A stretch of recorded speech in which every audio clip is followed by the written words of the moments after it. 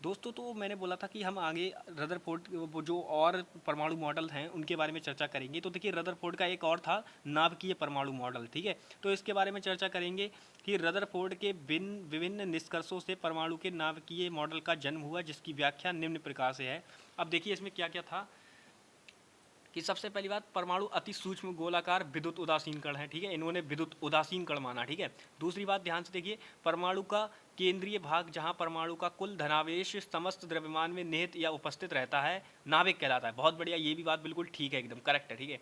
भिन्न भिन्न परमाणु नाभिक में धनावेशों की संख्या भिन्न भिन्न होती है, ये बिल्कुल रदरफोर्ड वाली बात कही है इन्होंने, ठीक है। चौथी बात देखते हैं, परमाणु में इलेक्ट्रॉन नाभिक के बाहर शेष क्षेत्रों में विभिन्न क्षेत्रों में घूमते रहते हैं। देखिए, घूमते रहते हैं, लेकिन उन्होंने ये नहीं लिखा कि वृत्ताकार पथ में घूमते हैं इलेक्ट्रॉन, लेकिन वो बात चली, कोई दिक्कत नहीं, हम अपने आगे देखते हैं। नाभिक का कुल धनावेश इलेक्ट्रॉनिक के कुल धनावेश के बराबर होता है, चलिए ये बात भी इन्होंने कही थी, ठीक है। नाभिक, ये भैया जो रदरफोर्ड का नाभिकीय परमाणु मॉडल है उसके अंतर्गत बात हो रही है ये, ठीक है। अब नेक्स्ट हम बात करते हैं, नाभिक के आकार परमाणु के आकार की तुलना में बहुत छोटा होता है। बिल्कुल सही बात, परमाणु के आकार से नाभिक का जो आकार होता है वो छोटा होता है, ये बात ध्यान रखिए, ठीक है। अब ये देखिए इसका स्ट्रक्चर है, तो आप इसके स्ट्रक्चर को आप ध्यान से देख लीजिएगा।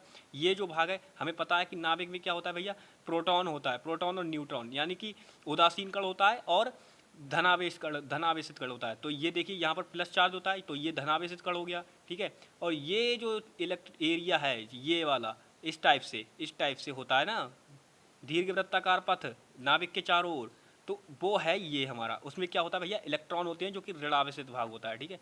तो ये था इनका क्या बोलते हैं, रदरफोर्ड का नाभिकीय परमाणु मॉडल, ठीक है। नेक्स्ट चीज़ हम देखते हैं, इनके परमाणु मॉडल की सीमाएं हमने ऑलरेडी पढ़ रखी हैं।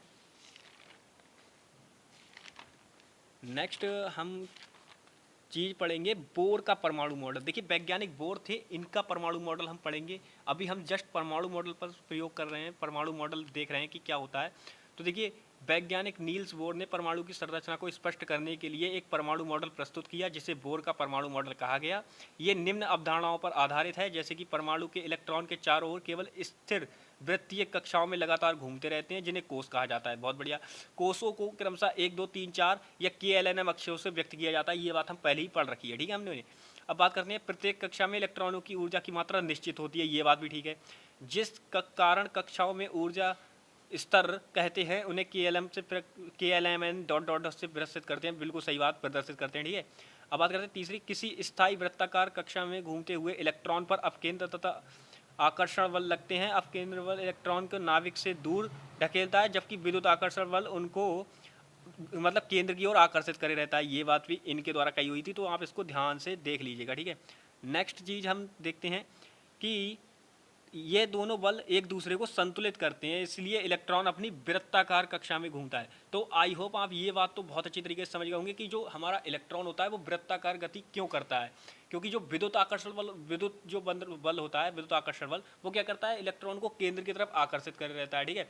और जो अपकेंद्र बल होता है वो क्या करता है, केंद्र से दूर की ओर ढकेलता है। लेकिन इनमें संतुलन होता है बीच में, तो इसके कारण क्या हो जाता है कि ये वृत्ताकार गति में घूमता रहता है, चक्कर लगाता रहता है, ठीक है, वृत्ताकार गति में। अब बात करते हैं, देखिए ये जैसे आपके सामने स्ट्रक्चर शो हो रहा है, तो आप इसको ध्यान से देख लीजिएगा। ये बोर का परमाणु मॉडल का स्ट्रक्चर है, ये तो नाभिक हो गया हमारा, ठीक है। देखिए नाभिकीय लिख रखा है, नाभिकीय आवेश, ये विद्युत आकर्षण बल है, ठीक है, और ये अपकेंद्रीय बल है। अब ये अवशोषित हुआ ऊर्जा, और ये निम्न उच्च होगा ऊपर, तो ठीक है, यहाँ निम्न हो गया, और ये हो गया इलेक्ट्रॉन का स्पर्शी वेग, ठीक है। ये सारी चीज़ें थी बोर के परमाणु मॉडल में। अब इनके मॉडल का जो अनुप्रयोग था वो देखिए, सबसे पहले एक बात और देख लेते हैं कि जब इलेक्ट्रॉन एक ऊर्जा स्तर से दूसरे ऊर्जा स्तर में टूटता है, तो जो ऊर्जा उत्सर्जित या अवशोषित होती है, ठीक है, ऊर्जा उत्सर्जित या अवशोषित होती है, ये बात ठीक, बिल्कुल ये बात होती है, ठीक है। अब इनका जो सिद्धांत था उसका अनुप्रयोग क्या था कि बोर कक्षा की त्रिज्या की गणना करने में, ठीक है, बोर कक्षा की त्रिज्या की गणना करने में, बोर कक्षा में इलेक्ट्रॉन के वेग की गणना करने में, ठीक है, बोर कक्षा की ऊर्जा की गणना करने में, हाइड्रोजन आयन ऊर्जा की गणना करने में, ये 3 4 चीज़ें थी। इनमें क्या हुआ था कि भैया बोर का जो सिद्धांत था, मतलब जो परमाणु मॉडल था, उसका अनुप्रयोग हुआ था इनमें, ठीक है। अब बात करते हैं हम अपनी नेक्स्ट चीज़ कि भैया इनकी सीमाएं क्या क्या थी। Limitation of Bohr's atomic model, ठीक है। तो यह सिद्धांत एक से अधिक इलेक्ट्रॉन युक्त परमाणु की स्पेक्ट्रम व्याख्या करने में सफल नहीं हो पाया, ठीक है। बोर के बोर के सिद्धांत के अनुसार उच्च ऊर्जा वाली कक्षा से निम्न ऊर्जा वाली कक्षा में संक्रमण पर एक स्पेक्ट्रमीय रेखा बनती है। यह रेखा की सूक्ष्म रचना की व्याख्या करने में असफल रहा। मतलब वो जो सूक्ष्म संरचना बनती है उसकी व्याख्या करने में ये जो मॉडल था वो असफल रहा। ठीक है, बोर इस मॉडल द्वारा परमाणुओं के संयोग से बनने वाले अणुओं की ज्यामितीय और तथा आकृति को समझाने में असफल रहा। जो परमाणु द्वारा अणुओं के द्वारा जो ज्यामितीय आकृति बनती है उसको समझाने में असफल रहा। ठीक है, नेक्स्ट बात है, बोर का परमाणु मॉडल बहु इलेक्ट्रॉनीय परमाणुओं के नाभिक में बाहर वाले भाग में इलेक्ट्रॉनों के वितरण एवं उनकी व्यवस्था की व्याख्या करने में असफल रहा। तो ये एक तरीके से हम कह सकते हैं कि ये जो मॉडल था वो पूरी तरीके से तो नहीं कह सकते, लेकिन असफल रहा, बस ये बात आप ध्यान से समझ लीजिए। ठीक है, तो आई होप कि आप सब ये सारी चीज़ें समझ गए होंगे जो मैंने आपको बताई थी।